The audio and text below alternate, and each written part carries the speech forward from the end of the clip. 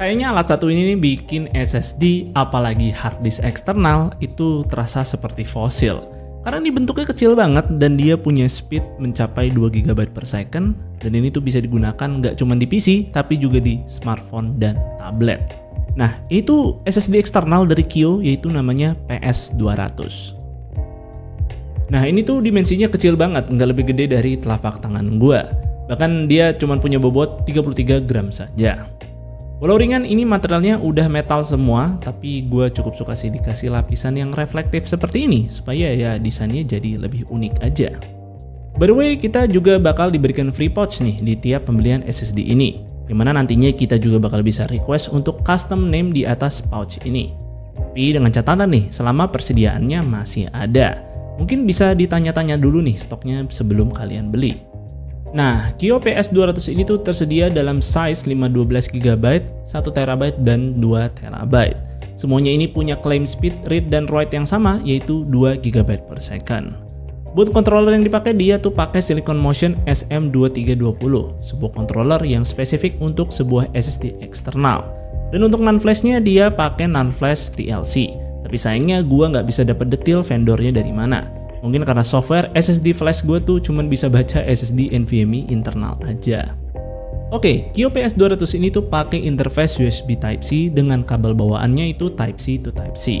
Yang mana SSD ini tuh bakal support bandwidth 20 GB per second via port USB 3.2 Gen 2 by 2. Maka dari itu si SSD ini tuh bisa dapat speed tembus sampai 2 GB per second. Ini tuh udah 2 kali lipat lebih kencang dari sebuah SSD enclosure yang umum beredar di pasaran, apalagi ya kalau dibandingin sama sebuah hard disk eksternal pasti udah jauh banget sih.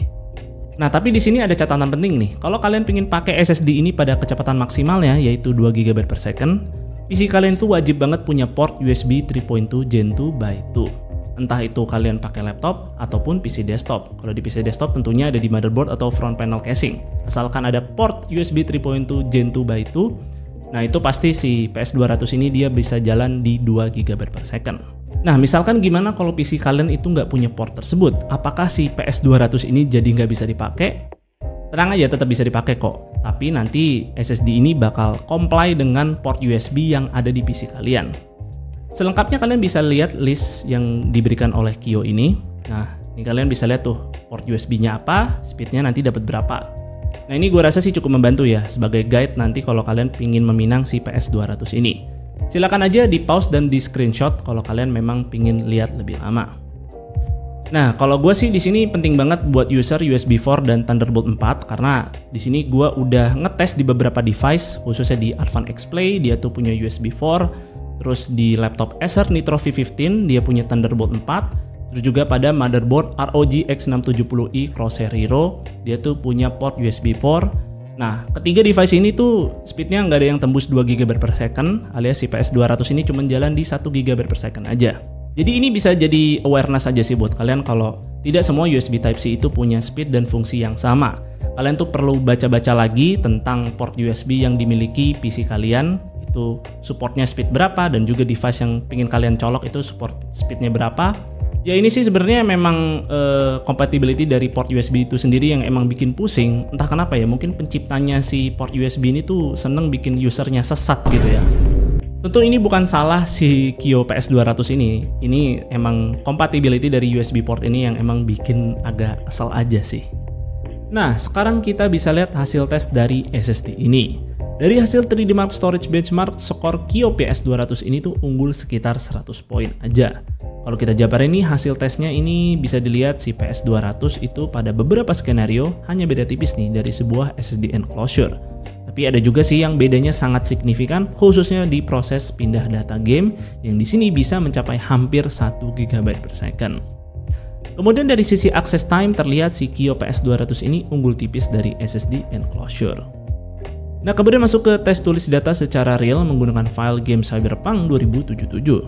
Di sini bisa dilihat kalau pas lagi tulis data PS200 ini tuh bisa menembus speed mencapai 1,1 GB per second. Ini terbilang kencang banget loh kalau kita bicara sebuah SSD eksternal.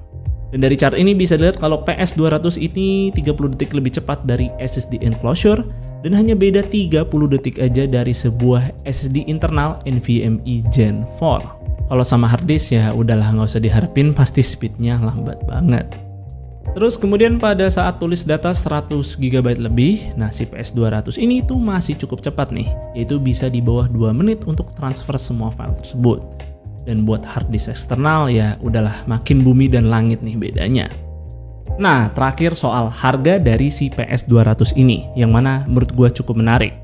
Harga dari Kio PS200 ini cuma dibanderol 1,3 juta aja. Yang mana harga tersebut tuh cukup bersaing dengan sebuah SSD enclosure plus harga dari SSD NVMe 1 TB-nya.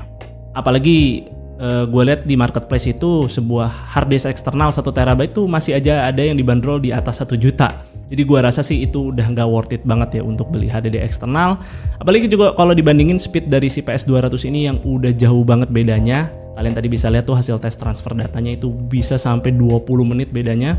Jadi ya gue rasa sih ini worth it banget untuk dibeli kalau kalian memang membutuhkan sebuah storage portable. Nah soal keawetannya gimana ya tergantung juga sih dari pemakaian kalian. Tapi kalau misalkan kalian itu sering pakai storage portable ini dibawa kemana-mana, tentu ya gue rasa sih akan jauh lebih awet pakai SSD eksternal karena dia tidak memiliki mechanical system di dalamnya. Jadi kalau kena guncangan atau jatuh ya ini worry free, nggak akan kenapa-napa. Kecuali ya mungkin ini kecemplung ke air ya, tentu mungkin itu beda cerita lagi sih. Tapi kalau misalkan kalian takut akan kenapa-napa, SSD-nya si Kio udah ngasih garansi selama 5 tahun. Jadi ya gue rasa cukup oke sih untuk sebuah SSD eksternal. Dan mungkin segitu aja sih yang bisa gue sampaikan untuk produk ini. Silahkan tulis pendapat kalian di kolom komentar mengenai si Kio PS200 ini. Mungkin segitu aja untuk videonya kali ini. Semoga video ini bermanfaat buat kalian. Jika kalian berkenan, like dan share video ini. Dan jangan lupa subscribe channel Suka IT jika kalian nggak mau ketinggalan kontennya. Dan jangan lupa juga follow Suka IT di Instagram dengan nama @suka_it. Gue Fadil dari Suka IT pamit undur diri. See you on the next video.